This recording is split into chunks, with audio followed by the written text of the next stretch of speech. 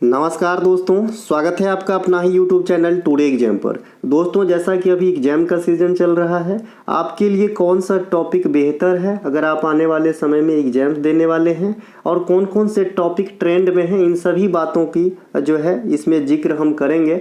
इस क्लास के अंदर 6 से 7 टॉपिक का पूर्णतः सफाया करेंगे। ठीक है भैया, जो आपके लिए अगर आप एग्जाम देने वाले हैं तो 100% बेनिफिशियल होगी। वैसे मैं कोई भी बात इधर उधर के नहीं करता, ये आपको भी पता होगा।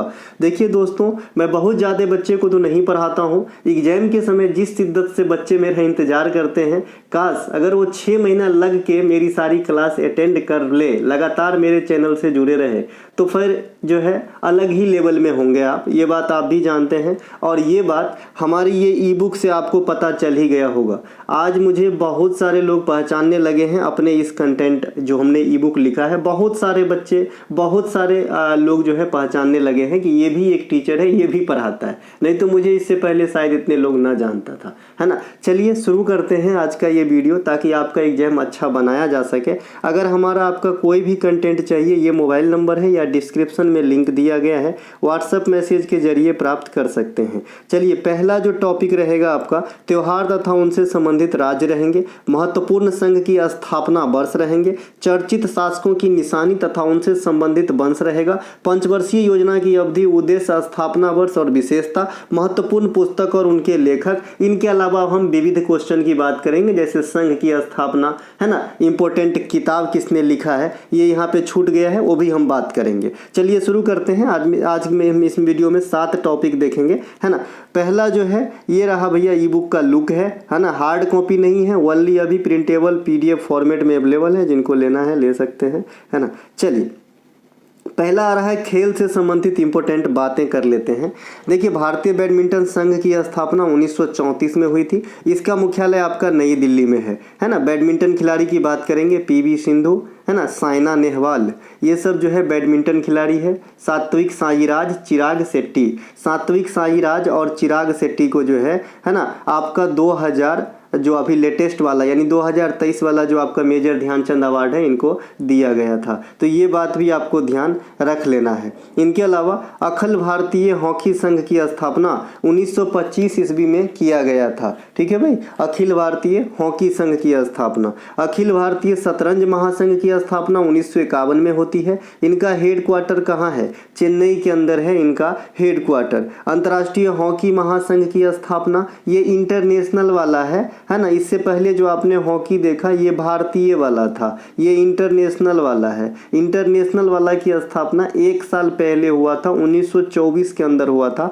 इनका मुख्यालय स्विट्जरलैंड के अंदर है। ठीक है भाई। इसी प्रकार से आपका फीफा का स्थापना अगर पूछता है तो 1904 में हुआ था, और फीफा का मुख्यालय कहाँ पे है? ज्यूरिख के अंदर है ना, ज्यूरिख के अंदर है, तो इन्हें ध्यान रख लेंगे। फीफा आपके फुटबॉल की शासी निकाय है। अंतर्राष्ट्रीय हॉकी महासंघ एगो और है, ये आपका 1924 में। अखिल भारतीय फुटबॉल महासंघ की स्थापना कहेगा तो 1937 में। ठीक है, अखिल भारतीय फुटबॉल महासंघ की स्थापना 1937। इनकी हेड क्वार्टर आपका दिल्ली में स्थित है। भारतीय फुटबॉल संघ की स्थापना कहेगा तो 1893 होगा। अब इन दोनों में क्या फर्क है? ये जो अखिल भारतीय फुटबॉल महासंघ है, इसे समझ लीजिएगा केंद्र स्तर का चीज, है ना। और भारतीय फुटबॉल संघ की स्थापना 1893, इसे समझिएगा राज्य स्तर का चीज। ये कोलकाता में एस्टेब्लिशमेंट हुआ था, और ये सबसे पुरानी भारत का फुटबॉल संघ भी है। तो फुटबॉल संघ पूछता है सबसे पुराना, तो आप 1893 में भारतीय फुटबॉल संघ कह सकते हो। अगर सबसे पुरानी फुटबॉल क्लब पूछता है तो मोहन बगान, और सबसे पुरानी फुटबॉल प्रतियोगिता पूछता है तो डूरंड कप होता है। इन सभी बातों का ध्यान यहाँ पे कर लेंगे तो अच्छा रहेगा आपके एग्जाम के दृष्टिकोण से। ठीक है मेरे भाई, यहाँ पे हमने 3 बात बताया है, तीनों बात ध्यान आपको रखना है कि भाई भारतीय फुटबॉल संघ की स्थापना 1893, ये मान लीजिए रीजनल स्तर पे था, क्योंकि इसकी स्थापना कोलकाता में, और ये पश्चिम बंगाल का देखरेख करता था। जो है आपका अखिल भारतीय फुटबॉल महासंघ की स्थापना 1937 में हुआ है। हेड क्वार्टर नई दिल्ली में स्थित है। तो इन दोनों बात को भी ध्यान रखेंगे। इनके अलावा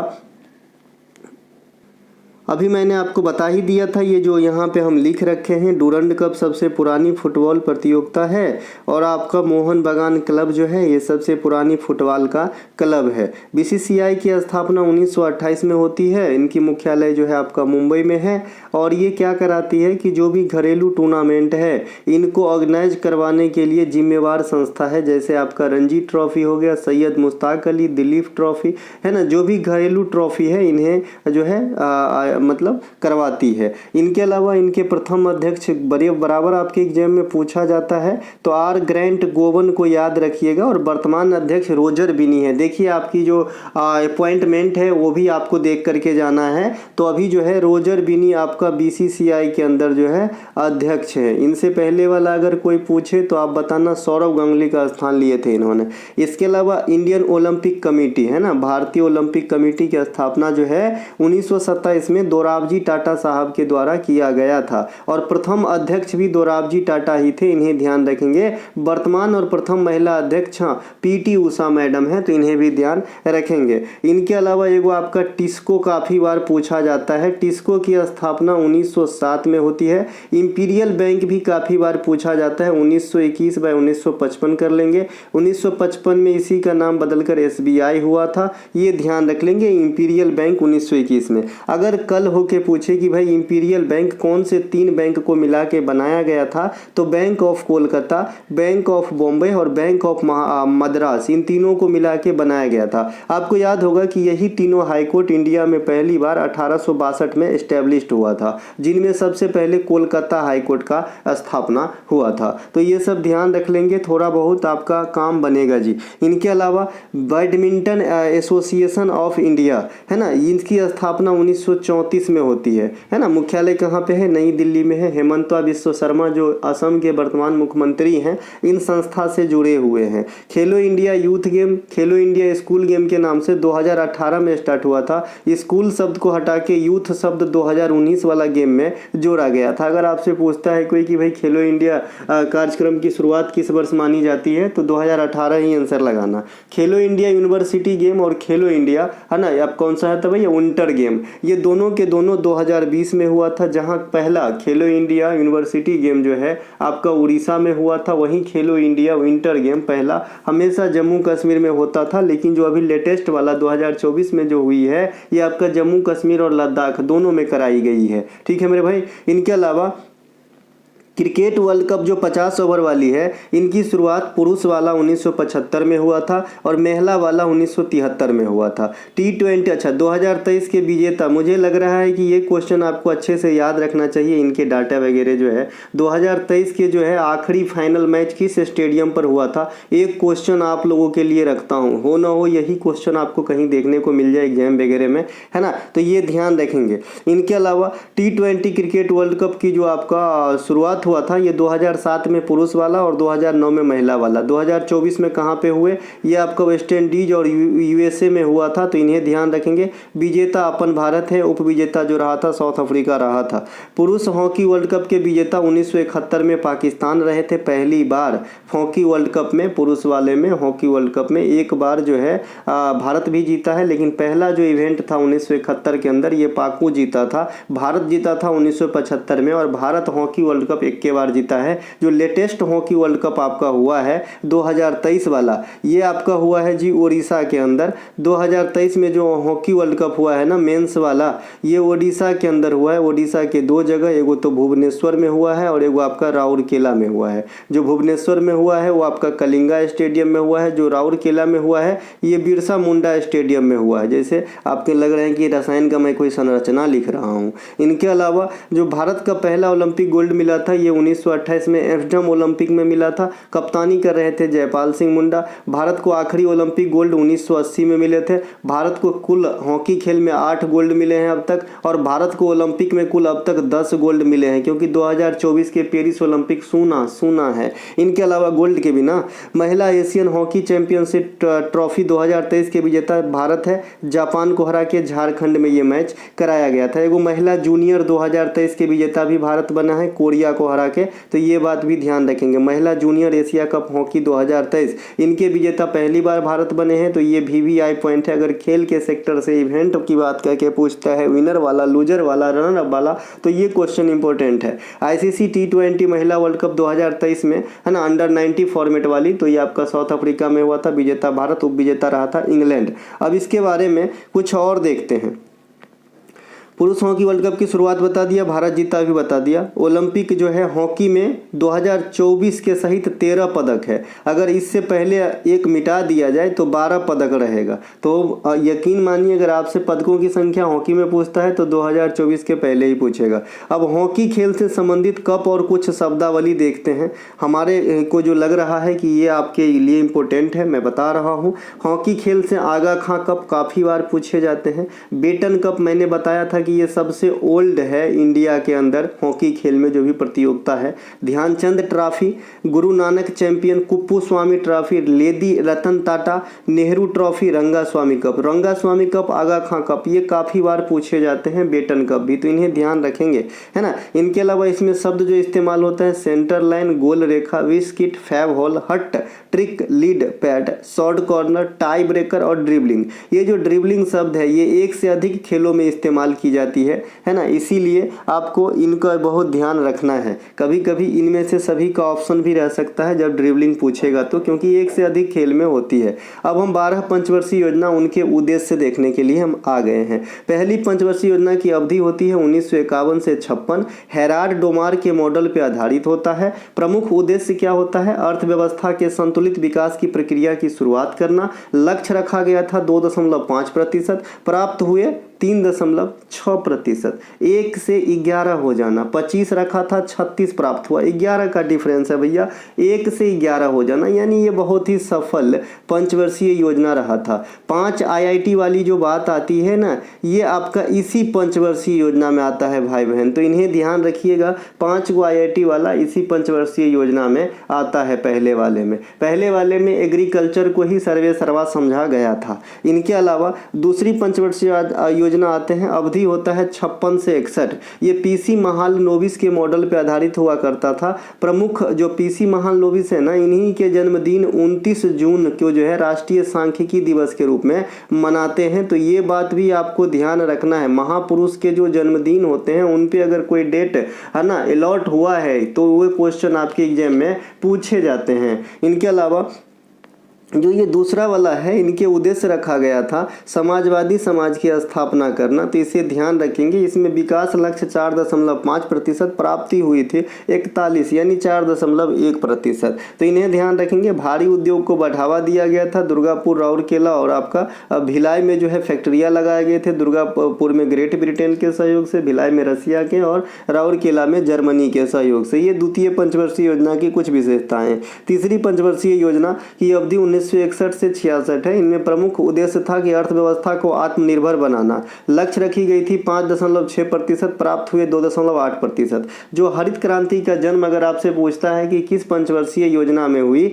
तो आप कहेंगे तृतीय पंचवर्षीय योजना। अब मैं इसे समझाता हूं कि ये क्वेश्चन का जवाब तृतीय पंचवर्षीय योजना ही क्यों है। देखिए, हरित क्रांति एक्चुअल में 1967 में पंजाब में मतलब आया, ऐसा माना जाता है। अब ये पंचवर्षीय योजना की अवधि जो तीसरका वाला है, इनका रहा है आपका, है ना, 1961 से 66। तो आप कहोगे 66 के बाद तो 67 अगला पंचवर्षीय योजना में होना चाहिए सर। नहीं सर, क्योंकि 1966 से 1969 तक 3 साल आपका योजना अवकाश का काल रहा, जिसमें पंचवर्षीय योजना से कोई मतलब नहीं है। इस जगह पे वार्षिक योजना बनाए गए जिसे योजना अवकाश का काल कहा गया।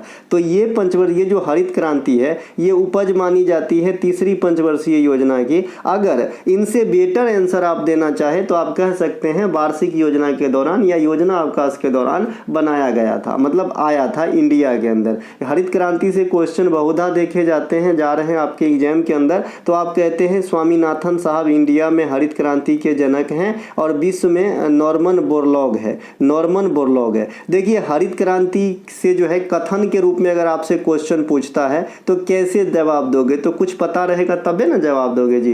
देखिए, कथन के रूप में जहाँ ये फायदा किया है हरित क्रांति, वहाँ घाटा भी किया है। तो आपको अच्छा पहलू और बुरा पहलू दोनों का समझ किसी चीज़ में रहेगा, तभी आप कथन के टाइप से किसी भी चीज़ का आंसर दे सकते हो, है ना। यूं ही पीसीएस और आईपीएस जो आपका यूपीएससी का परीक्षा है इतने टफ नहीं है, तो उनको समझ होता है इन सब चीज़ों का, ठीक है भाई। तो ये कथन के रूप में जैसे घाटा कैसे हुआ है, तो जैसे हरित क्रांति में हम खाद उर्वरक इत्यादि का इस्तेमाल ज़्यादा करते हैं, जिससे मिट्टी की उर्वरा शक्ति घट गई है। इसमें सिंचाई की अधिक आवश्यकता रहती है, तो उससे क्या होती है, मिट्टी में लीचिंग हो गई है, जो उर्वरा शक्ति है और इसके नीचे चला गया है ना। एक ही जमीन पे बारंबार फसलों को उत्पादन करने से उनकी नेचुरल पावर जो है वो घट रहा है ना, पानी का दोहन हो रहा है।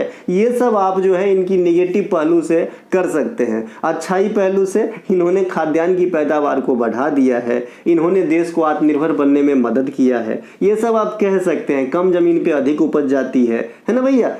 तो ये आप दोनों तरफ का विचार रख सकते हैं।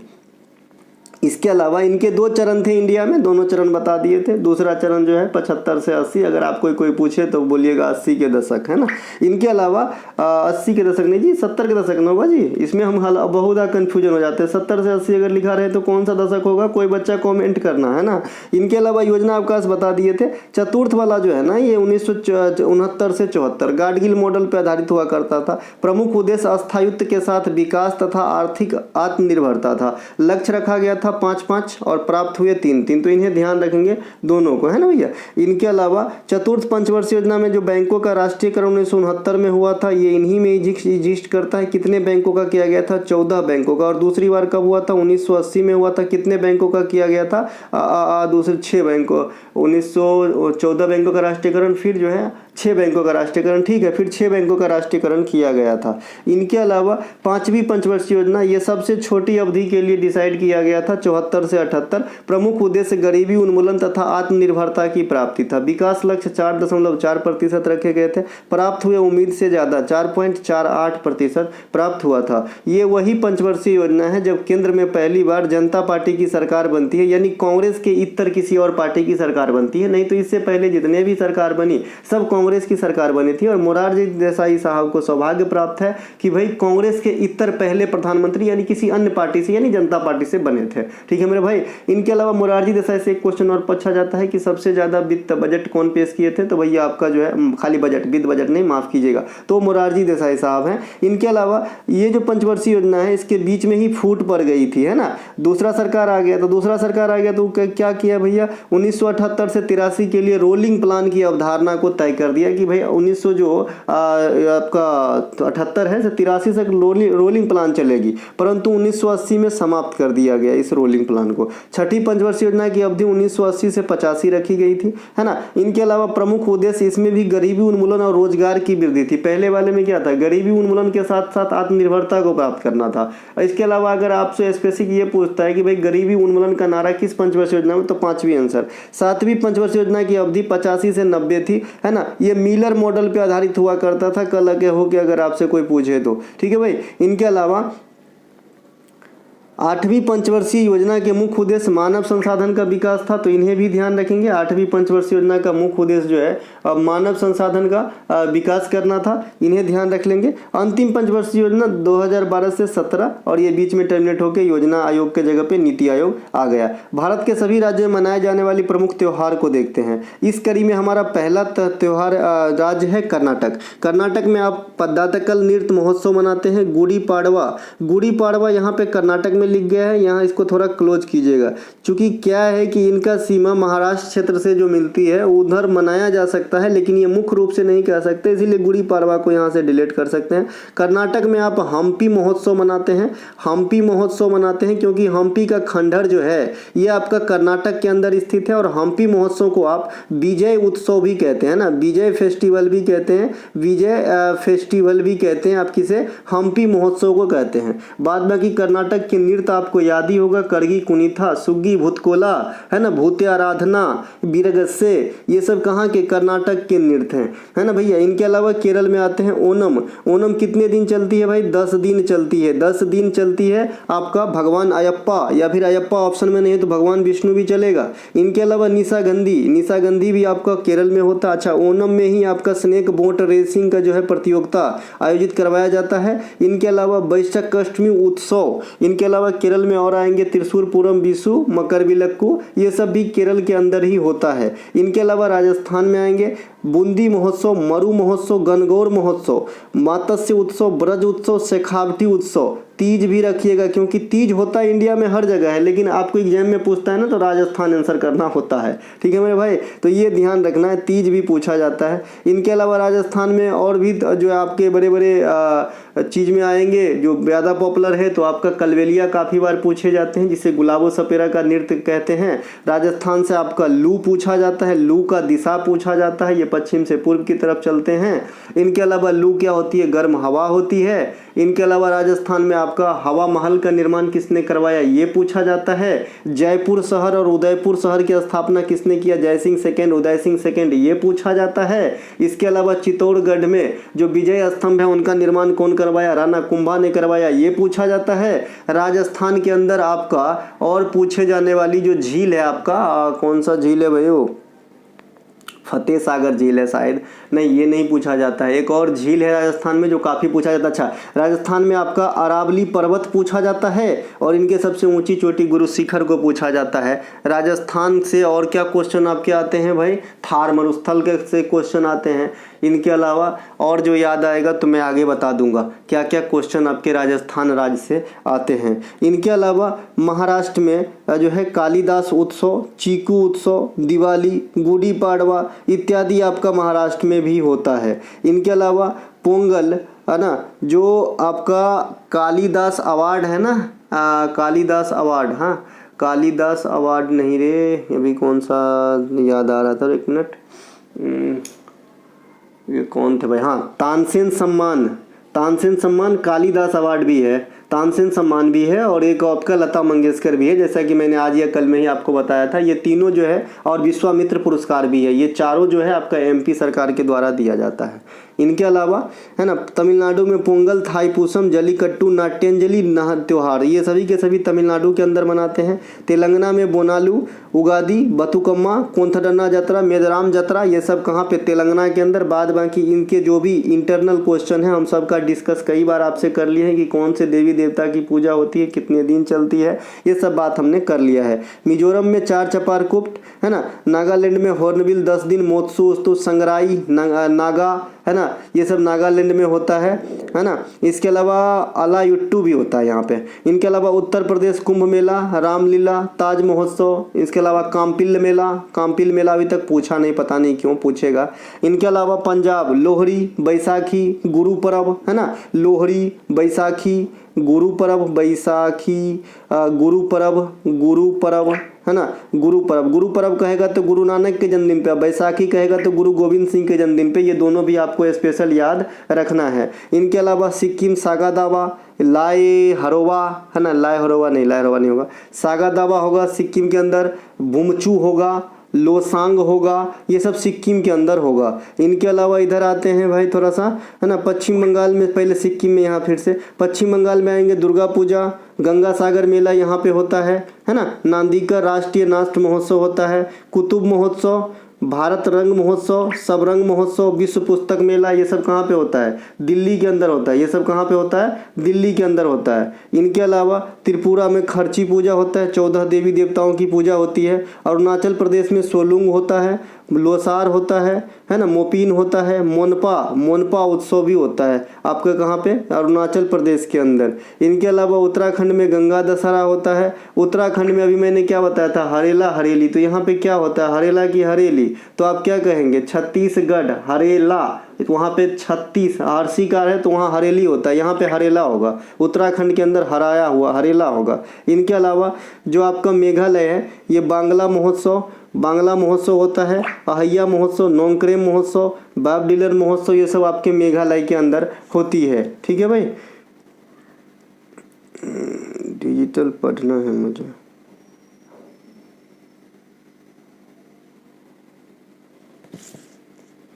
इसके अलावा आंध्र प्रदेश ब्रह्मोत्सव, श्री रामनवमी, दक्कन उत्सव, उगादि, तेलुगु वर्ष, नव वर्ष, दुर्गरा इत्यादि जो है ये आंध्र प्रदेश में होता है। इनके नृत्य तो याद ही होगा आपका, है ना। इनके अलावा यहाँ पे कुछ त्यौहार गुजरात में मोढेरा नृत्य महोत्सव आप देखेंगे गुजरात के अंदर, साप्ताहिक संगीत महोत्सव, पतंग महोत्सव, होली, नवरात्रि, है ना, कच्छ फेस्टिवल, रण महोत्सव, ये सब कहाँ पे होगा? गुजरात में होगा। अंतर्राष्ट्रीय पतंग महोत्सव लिखा हुआ है ना। इसके अलावा माधोपुर मेला भी यहाँ पे लिख लेना है। हरियाणा बैसाखी उत्सव, सूरज कुंड मेला जो आपका कहाँ पे होता है? फतेहपुर में होता है। इनके अलावा असम, ये आपका कहाँ पे होता है? फरीदाबाद में होता है सूरज कुंड, माफ़ कीजिएगा। ये आपका असम माजुली उत्सव, पटकाई उत्सव, अम्बुबाची, बिहू, बैसागु, इसके अलावा नट भी होता है, कली गोपाल, खेल गोपाल भी होता है। इनके अलावा झारखंड सरहुल होता है, काफ़ी फेमस है ये। कर्मा, रोहिणी वंदना, छठ भी हो जाएगा झारखंड के अंदर, कोई दिक्कत नहीं है। बिहार में पॉपुलर है, झारखंड में भी होते हैं। गोवा के अंदर आप यहाँ पे मंडो महोत्सव, कल एक बच्चा इसी पे जो है, एक होता है मांडू महोत्सव होता है ना। एक मांडू महोत्सव होता है, एक मंडो महोत्सव होता है। तो मांडू जो है ये एमपी में जगह है, तो एमपी में होती है, और ये मंडो महोत्सव है, मंडो है ना, तो ये गोवा में होता है। चिकलकलो, है ना। इसके अलावा सेंट फ्रांसिस जेवियर का पर्व, ये सब गोवा का होता है। सिग्मो, है ना। बिहार में आएंगे बिहुला, छठ पूजा, राजगीर नृत्य महोत्सव, मधुश्रावणी, सामा चकेवा, ये सब आपके बिहार में होते हैं। मध्य प्रदेश तेजाजी मेला, खजुराहो उत्सव, लोक रंग लिख लीजिएगा, लोक रंग त्यौहार मध्य प्रदेश में होता है। ये सब आपका कहाँ पे? मध्य प्रदेश के अंदर। जम्मू कश्मीर में 10 मोचे उत्सव, है ना। इसके अलावा नामचोट, ये आपका, है ना। इसके अलावा जो जम्मू कश्मीर में कंचौथ भी लिख लीजिएगा, और पुष्कर महोत्सव भी लिख लीजिएगा। पुष्कर महोत्सव, पुष्कर मेला कहेगा तो आपका राजस्थान, पुष्कर महोत्सव कहेगा तो जम्मू कश्मीर के अंदर होती है। इनके अलावा उड़ीसा में आएंगे कोणार्क नृत्य महोत्सव, अंतर्राष्ट्रीय रेत कला महोत्सव, धनु यात्रा, भगवान जगन्नाथ यात्रा, रजा पर्व, है ना। ये सब कहाँ पे? उड़ीसा के अंदर होती है, इन्हें ध्यान रख लेंगे। इनके अलावा महत्वपूर्ण किताब तथा उनके लेखक देखते हैं। Gitanjali, Gora, gardener, post office, the crescent moon, ये सभी के लेखक रविंद्रनाथ टैगोर साहब हैं। इसी के अलावा यहाँ पे पोस्ट ऑफिस है, एगो स्पीड पोस्ट पुस्तक का नाम है। स्पीड पोस्ट जो पुस्तक है ना, इनके लेखक शोभा डे हैं, तो उन्हें भी ध्यान रखेंगे। एक पिंजर मेला और एक मिंजर मेला भी लगता है, ठीक है। तो यहाँ से मैं हट के आता हूँ, किताब पे आता हूँ। एक उपन्यास का नाम है पिंजर, ये अमृता प्रीतम के द्वारा लिखा गया है। ये भी आपके एग्जाम में बहुधा आते रहते हैं, अमृता प्रीतम। इनके अलावा मैं नास्तिक क्यों हूँ, भगत सिंह साहब की किताब है। नेशन, गोपाल कृष्ण गोखले साहब की किताब है, जिन्होंने 1905 में, है ना, भारतीय सेवक समाज की स्थापना करे थे। और गोपाल कृष्ण गोखले साहब गांधी जी के राजनीतिक गुरु थे। नील दर्पण दीनबंधु मित्रा के द्वारा लिखी गई पुस्तक है। आनंद मंठ बंकिम चंद्र चटर्जी के द्वारा लिखी गई पुस्तक है, जहां से हमारा वंदे मातरम लिया गया है। इंडिया का विभाजन, चंपारण सत्याग्रह, ये किताब का नाम है। ये दोनों किताब के नाम के लेखक हैं कौन? राजेंद्र प्रसाद साहब, तो इन्हें भी ध्यान जो है रखना है। इनके अलावा the problem of national education in India, है ना, unhappy India, the Arya Samaj, ये सभी के सभी पुस्तक लाला लाजपत राय के द्वारा लिखे गए हैं। लाला लाजपत राय लाठीचार्ज के शिकार हुए थे साइमन कमीशन के विरोध में, ये भी आपसे पूछा जाता है। साइमन कमीशन बन के तैयार हुआ था 27 में, आए थे 1928 में इंडिया के अंदर। इनके अलावा जो लाला लाजपत राय है, ये लाल बाल पाल में आपका एग्जिस्ट करता है। लाला लाजपत राय, बिपिन चंद्र पाल और बाल गंगाधर तिलक, ये भी आपसे क्वेश्चन जो है कई दफ़ा एसएससी वगैरह एग्जाम, रेलवे वगैरह में भी करता है, लाल बाल पाल, तो इन्हें ध्यान रख लेंगे, ठीक है मेरे भाई। इनके अलावा मैं आप लोगों से रिक्वेस्ट करता हूं कि मेरी क्लास आप नियमित लीजिए। मुझे भी लगता है कि क्यों यार इतना मेहनत करने के बाद लोग सिर्फ एग्जाम के समय ही मुझे याद करते हैं, पहले क्यों नहीं पढ़ते हैं? अगर पहले पढ़ते तो कुछ और ही बात होती, है ना। मैं तो आपको बताया हूँ 6 महीना जो है मेरे साथ आप पढ़िए। जितना ही पढ़ाता हूँ बहुत लिमिटेड कंटेंट पढ़ाता हूँ। आपको दुनिया में जहाँ पढ़ना है, जिसके भी कंटेंट लेने हैं, कितने भी कीमती लेने हैं, किसी भी O star, O 5 star, 10 star batch, है ना, आप ले सकते हैं। लेकिन अगर हमारा आप 6 महीना पढ़ेंगे रेगुलर, है ना, जैसे दूसरे की चाहत रखते हैं भाई क्लास आ गया होगा सर का, एक बार मुझे भी थोड़ा सा वैल्यू आप लोगों से डिमांड करता हूँ। ये मैं अपने लिए नहीं रे, तुम्हें साहब बनाने के लिए, ठीक है। और जो मैंने बहुत कम बच्चे को रेगुलर अपने पास पढ़ते हुए देखा है, लेकिन जो पढ़ रहे हैं उनमें से एकाधिक अभी तक 133 ऐसे हैं जो कहाँ पोस्टेड हैं, क्या कर रहे हैं, मैं सब बता सकता हूँ, जिन्होंने क्रेडिट दिया है। और इस ज़माने में सब के सब क्रेडिट नहीं दे सकते, ठीक है भाई। चलिए बढ़ते हैं आगे। हमारा काम है आपसे रिक्वेस्ट ही करना, बाद बाकी मन तो आपका अपना होगा, है ना। देखिए और भी किताब, मदन मोहन मालवीय साहब का अभ्युदय हिंदुस्तान लीडर, गोपाल कृष्ण गोखले साहब का नेशन बता दिए थे, केशव चंद्र सेन का इंडियन मिरर, है ना। इसके अलावा दीनबंधु मित्रा का नील दर्पण देख लिए थे। तो ये सब क्वेश्चन जो है ये पुराने किताब जो भी हैं आपके एग्जाम में आते हैं। एनी बेसेंट काफ़ी पॉपुलर हैं और काफ़ी इनके किताब भी एग्जाम में आते हैं। न्यू इंडिया, है ना, ये आपका आता रहता है। सुभाष चंद्र बोस साहब का Indian struggle and Indian Pilgrim, Indian struggle, है ना, ये परसों चौथे रोज भी करवाया था। पारापांजे, ये काल जो पुस्तक है इनके द्वारा लिखा गया है। बाद बाकी इनसे ज़्यादा डीप में जाने के लिए आप टॉपिक वाइज ई बुक में जा सकते हैं। इनके अलावा इतिहास के महत्वपूर्ण वंश तथा उनके संस्थापन और उनकी महत्वपूर्ण काज, बाटाकक राजवंश की स्थापना पूछे तो बिंद शक्ति बताना है। पुष्य हर्षवर्धन कौन वंश के था, तो हर्षवर्धन था वर्धन वंश के या पुष्य भित्ति वंश के, तो ये दोनों ध्यान रखेंगे, है ना। इनके अलावा जो आपका प्रारंभिक राजधानी थानेश्वर तथा द्वितीय राजधानी कौन सा है, कन्नौज, ये ध्यान रखेंगे। इसी के शासन अवधि में क्या यार 15 टों करता रहता है मोबाइल, 2 मिनट पेशेंस रखो ना भाई, है ना, भेज देंगे ना, पेमेंट कर दिए तो थोड़ा सा वीडियो बना लूँ यार, है ना।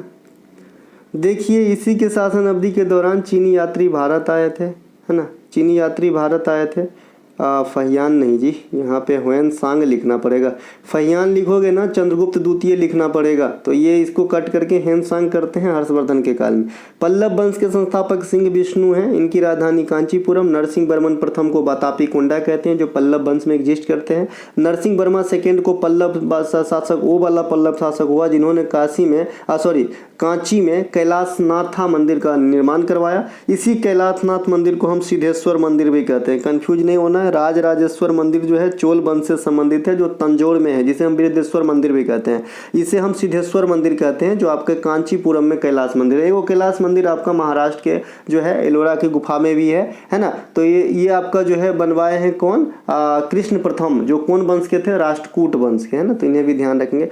तंजौर में आपका चोल वंश के शासक राजराज प्रथम, है ना, इन्होंने बृहदेश्वर मंदिर का निर्माण करवाया जिसे राजराजेश्वर मंदिर भी कहा जाता है। महाबलीपुरम के जो रथ मंदिर है इसका डिस्कस हम कर लिए थे पहले भी। इनमें 5 रथ मंदिर है जिनमें पांडव के दोनों छोटा भाई नकुल और सहदेव के नाम पे कंबाइंड है, बाद बाकी द्रौपदी और 3 अलग अलग भाई के अलग है, यानी कुल मिला के 5 है, 6 जन में 5 है ना। तो ये आपका कौन करवाए थे, है ना, ये आपका नरसिंह वर्मन प्रथम ने करवाया था। राष्ट्रकूट वंश के संस्थापक दंती दुर्गा, इनकी राजधानी मान्यखेट हुआ करता था। त्रिपक्षीय संघर्ष में पाल प्रतिहा और राष्ट्रकूट ने पार्टिसिपेट किया था। इनके अलावा नागभट्ट द्वितीय को काफी बार पूछा जाता है, ये प्रतिहार वंश के हैं नागभट्ट द्वितीय। और हर्यक वंश के संस्थापक भी आपको काफी बार पूछा जाता है, बिंबिसार, है ना, बिंबिसार जो है ये हर्यक वंश के। इतिहास में इस वंश को पितृहंता वंश कहा गया है, पितृहंता वंश कहा गया है, इन्हें भी ध्यान रखेंगे। इनका बेटा अजातशत्रु था। होयसल वंश की स्थापना विष्णुवर्धन ने किया है। काकतीय वंश की स्थापना बीटा प्रथम ने किया है। पाल वंश की स्थापना गोपाल ने किया है। आपसे बहुत बार पूछता है विक्रमशिला वंश की विक्रमशिला विद्यालय की फाउंडर कौन है, तो धर्मपाल थे। इनके अलावा भारतीय स्वतंत्रता संग्राम के सभी महत्वपूर्ण सभा समूह तथा उनके जो है संस्थापक वर्ष इत्यादि देखते हैं। ब्रह्म समाज राजा राम मोहन राय 1828 कोलकाता में। आत्मीय सभा राजा राम मोहन राय 1815 कोलकाता में। तत्वबोधिनी सभा देवेंद्रनाथ टैगोर 1839 कोलकाता में।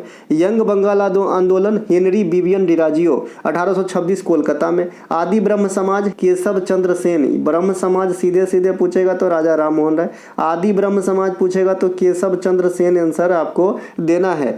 प्रार्थना समाज आत्माराम पांडुरंग और महादेव गोविंद रानाडे 1867 बम्बई में। आर्य समाज दयानंद सरस्वती 1875 बम्बई में। अलीगढ़, है ना, आंदोलन सर सैयद अहमद खान अलीगढ़ में। थियोसॉफिकल सोसाइटी मैडम ब्लावत्स्की और कर्नल अलकाट अमेरिका के अंदर 1875 में। इंडिया के अंदर एनी बेसेंट मैडम, है ना, एनी बेसेंट मैडम कब किए थे, 1882 में आई थी, अड्यार में मुख्यालय था। रामकृष्ण मिशन विवेकानंद 1897 में बेलूर में। सत्य शोधक समाज के फाउंडर कौन है भैया, ज्योतिबा फुले।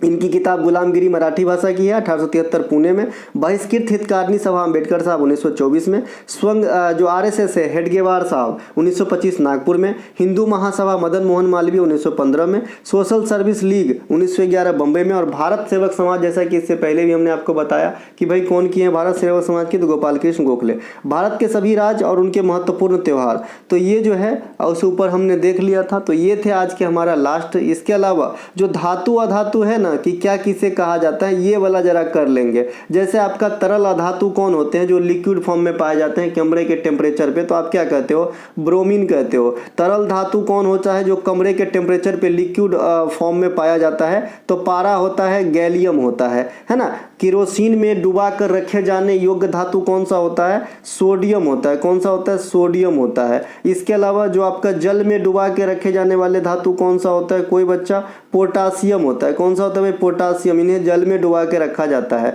पोटासियम कई प्रकार के होते हैं, माचिस भी पोटासियम से ही बनता है, सॉरी फास्फोरस से बनता है, माफ कीजिएगा, यहाँ फास्फोरस कर लेंगे। फास्फोरस को जल में रखा जाता है, माचिस भी फास्फोरस से ही बनता है। तो ऐसा नहीं कि माचिस को कहाँ पानी में डुबा के रखते हैं, तो फास्फोरस कई प्रकार के होते हैं, है ना। इनके अलावा जो आपका उपनाम दिया गया है, जैसे आयल ऑफ विट्रियोल नाम दिया गया है, तो ये H2SO4 को नाम दिया गया है। यहाँ से क्वेश्चन जो है बन रहे हैं, तो इन्हें भी ध्यान रखेंगे। Oil of vitriol H2SO4। अम्लों का राजा किसे कहते हैं, H2SO4 को ही कहते हैं। रसायन का राजा भी H2SO4 को ही कहते हैं। अम्लराज एगो अलग चीज़ है जो एक्वारेजिया कहलाता है, HCl और HNO3 के कंबाइंड से बनते हैं, और ये सोना को घुलाने के लिए उत्तरदायी है। इनके अलावा जो भी, अब मुझे लग रहा है कि एग्जाम में जो आपका सूत्र होता है, रासायनिक सूत्र, उन्हें आने की समय हो चुकी है। तो आप कम से कम बेकिंग सोडा, धोने वाला सोडा, बिरंजक चूर्ण, प्लास्टर ऑफ पेरिस का रासायनिक नाम इतना जरूर याद रखें, ठीक है। खाने वाला सोडा का बता दिए हैं, बाइकार्बोनेट। धोने वाला का सीधा सोडियम कार्बोनेट, है ना। इनके अलावा प्लास्टर ऑफ पेरिस का क्या होता है, CaSO4 होता है ना, कैल्शियम सल्फेट हेमीहाइड्रेट होता है, 1/2H2O हो जाता है। जल के निर्जलीकरण से ही बनते हैं प्लास्टर ऑफ पेरिस, है ना, जिप्सम के निर्जलीकरण से, ठीक है भैया। इनके अलावा बिरंजक चूर्ण को क्या कहते हैं, कैल्शियम हाइपोक्लोराइड, तो इसे भी ध्यान रखेंगे, ठीक है। इनके अलावा जो और आपसे मैं बता दूं कि क्या क्या देखना है, जैसे कि मैंने 22-23 तक का जो है, जो भी कला के क्षेत्र में पद्मश्री मिला हो, और कला कैसा, बहुत ज़्यादा फेमस कला ना हो, कोई नृत्य हो स्थानीय, है ना, या फिर कोई स्थानीय कला हो, उनको जो पद्म अवार्ड मिला है, खास करके पद्मश्री, उस पर अभी आपको फोकस करना है। यहाँ से क्वेश्चन बन रहे हैं। आर्टिकल मैंने पूरे ही करवा दिए हैं आपको, शुरुआती टॉपिक वाइज सेक्शन में ई बुक के अंदर आर्टिकल मिलेगा, वहाँ से आर्टिकल कर लीजिएगा, है ना। देखिए जो बच्चे बोलते हैं ना कि कुछ क्वेश्चन बहुत हार्ड आ रहे हैं, इतिहास गवाह है कि 25 में से 25 क्वेश्चन जो किया है ना, उनको नौकरी नहीं होता है। मैं यहाँ पे लिखित में इस बात को दे सकता हूँ, 25 में से 25 क्वेश्चन कोई नहीं कर सकता। जो किया है या तो उनको पूरा तरीके से क्वेश्चन समझ में नहीं आया है ना। कोई बिरला ही होगा ना जिनको 25 में से 25 कर ले यार, कोई टीचर को बैठा दो तो ना कर पाएगा यार, है ना। तो ये मैं कोई भी धुरंधर की बात कर रहा हूँ। एक आध क्वेश्चन, मतलब 3 से 4 क्वेश्चन ऐसे डालते हैं कोई भी आयोग, SSC हो, रेलवे हो, कोई भी हो, है ना, कि भाई इसमें जो है मजबूर हो जाए बच्चा।